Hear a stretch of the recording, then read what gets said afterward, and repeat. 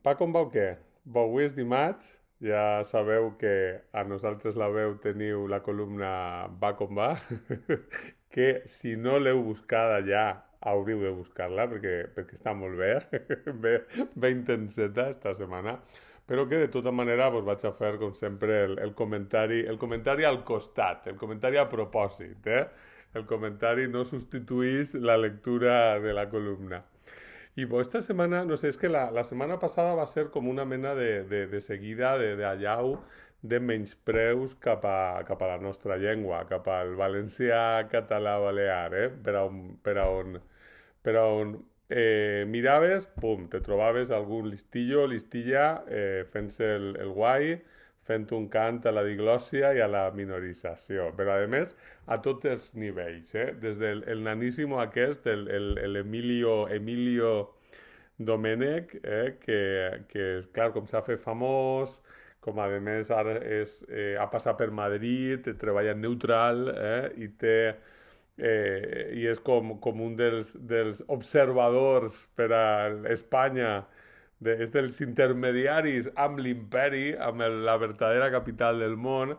Clar, evidentment, pues, clar, València i Alcoi li queda molt lluny. Aleshores, com ha passat tradicionalment, els valencians, quan ixen de València, quan fan fortuna en la cort, i que més lluny encara, a la cort mundial, està allí en la perifèria, en un raconet, però de la cort mundial, han de com de justificar-se, han de sobreactuar, que ells són valencians, però que no patisquen, que saben que el valencià és una cosa, la llengua és una cosa de mal to, que cal amagar en la intimitat i que en l'espai públic no s'ha d'emprar perquè si s'empra això és de mala educació, de mal to.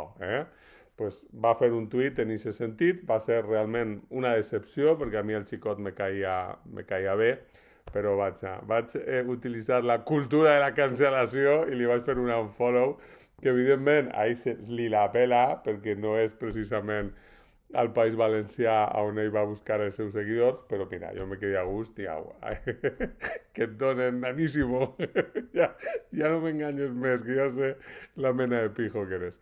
Però vaja, el naníssimo, la penya Isa de Radio Nacional, que estaven ahí descollonats de que se pogueren traduir sèries de Netflix al català, que una de dos, o pensen que el juego del calamar es diu així de veres, vull dir que és una sèrie rodada en castellà o és una sèrie espanyola, o bé pensem que és normal traduir-la al castellà però no al català, en la qual cosa estem encara en esa cosa, no? És el patuà, el patuà per a coses locals, i coses grolleres, però per a coses ahí serioses o del gran món, pues fa riure, no? Que és bàsicament el que fem tota l'estona, riures d'imaginar que una sèrie de Netflix, mare de Déu, poguera tindre el títol en català. I més d'aquestes, no?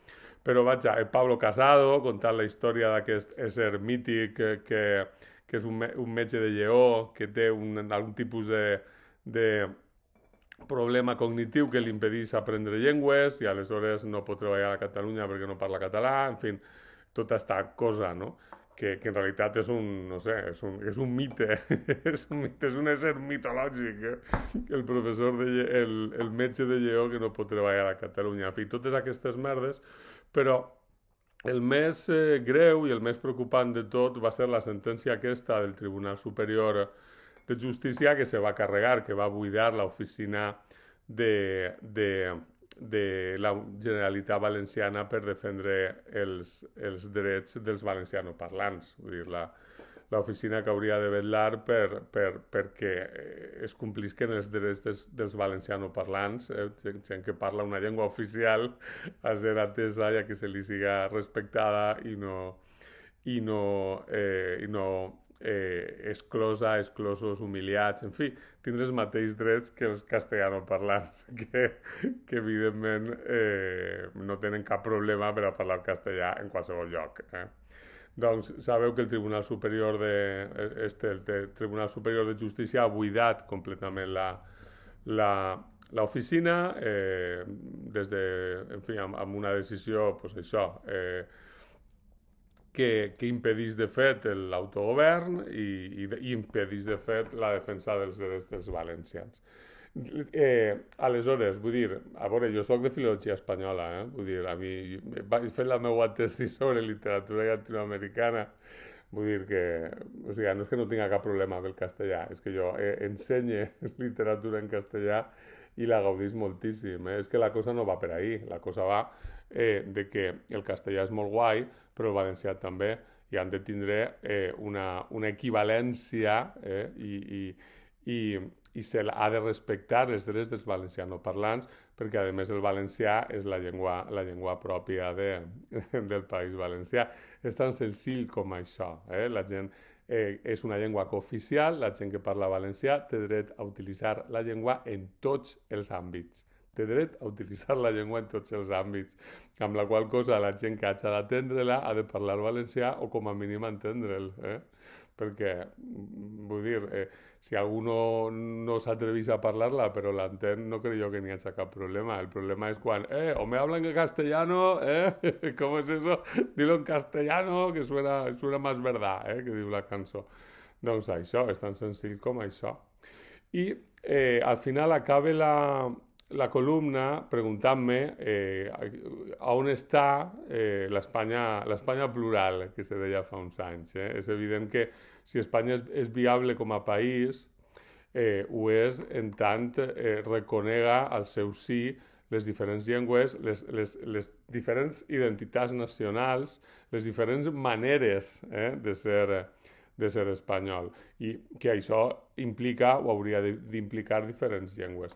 Perquè és superinteressant com els espanyolistes, aquests bojos, en realitat defenen una concepció molt estreta del que és ser espanyol, en la qual cosa, si tu parles valencià ja no eres espanyol o eres menys espanyol, i són ells els que t'estan com expulsant d'un concepte d'espanyolitat que no t'inclou. Aleshores, jo crec que és molt evident que l'única possibilitat d'una Espanya que genere adhesió més o menys generalitzada és una Espanya que reconega que està composada de diferents nacions i que els seus parlants parlen diferents llengües i que tenen això, i tenen costums, tenen tradicions, tenen maneres de viure la vida una mica diferents i que han de poder conviure i en efecte portem segles amb un projecte comú, massa vegades basat aquest projecte comú en la imposició, en la qual cosa igual seria un bon moment per tractar d'un projecte comú de pobles relacionats entre ells d'igual a igual. Això seria guai. Clar, la pregunta, quan si s'assoma a les xarxes, diu on està això? Perquè no és només la gent de dretes la que està minoritzant, la que considera que el català o el valencià no és una llengua que se pugui utilitzar en tots els àmbits, per exemple. Te venen amb la història aquesta de la llengua comú, que per al que val és precisament per a invisibilitzar les altres llengües i per a que no siguin iguals en el territori on es parla. Aleshores, i això t'ho diu gent de dretes, gent postfranquista, però t'ho està dient també gent d'esquerres. I aleshores, això és molt decebedor, vull dir, doncs què fem? Què fem? O sigui, amb qui hem de traçar les aliances i amb quines condicions, i per a construir quin projecte. Això són coses que haurem de plantejar-se i haurem de plantejar-se de manera clara. Hi ha cap possibilitat d'una Espanya on tots capiem amb igualtat, però no la igualtat d'isa de ciutadans, que és igualtat